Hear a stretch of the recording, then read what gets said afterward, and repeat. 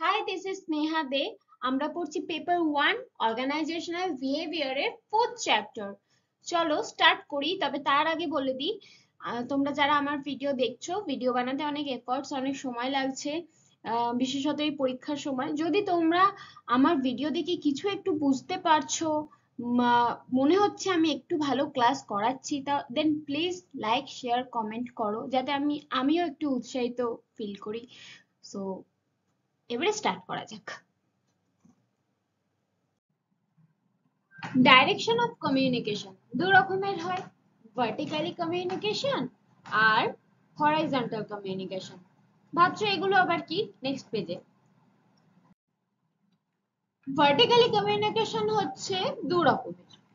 এক হচ্ছে downward communication, যেখানে ডাউনওয়ার্ড নিচের দিকে, উঁচু থেকে নিচের দিকে, মানে বসের থেকে তথ্য আসবে লেবারের দিকে, উচ্চ স্তরের ব্যক্তির থেকে তথ্য আসবে নিম্ন স্তরের ব্যক্তির দিকে, নিচের দিকে তথ্য আসবে, সেটা হচ্ছে ডাউনওয়ার্ড কমিউনিকেশন হলো।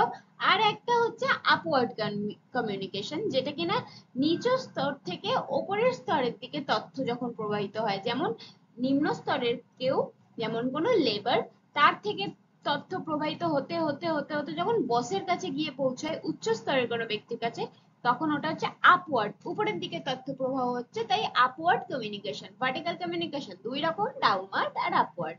হয়ে গেল। Next, horizontal communication.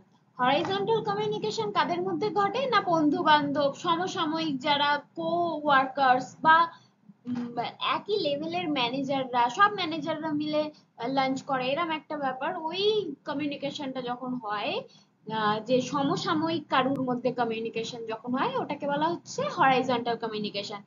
এইরকম কমিউনিকেশনে কি হয়?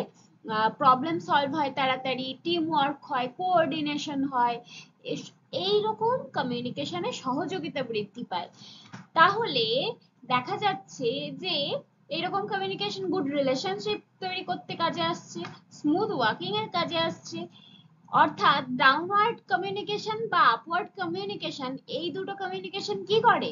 একটা স্ট্রাকচার মেনটেন করে, একটা ফর্মাল একটা ব্যাপার স্যাপার, ঠিক আছে, কোঅপারেশন, কোঅর্ডিনেশন এগুলো ইমপ্রুভ করে, কিন্তু সহযোগিতা, ঠিক আছে, এইগুলো কিসে হয়? হরাইজন্টাল কমিউনিকেশনে।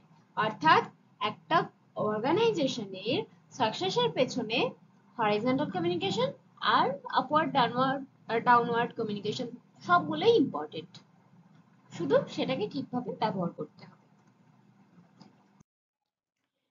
এতক্ষণ ধরে তোমরা আমার পুরো ভিডিওটা দেখলে, তার জন্য অনেক অনেক ধন্যবাদ। নেক্সট পার্ট পরের দিনে নিয়ে আসছি।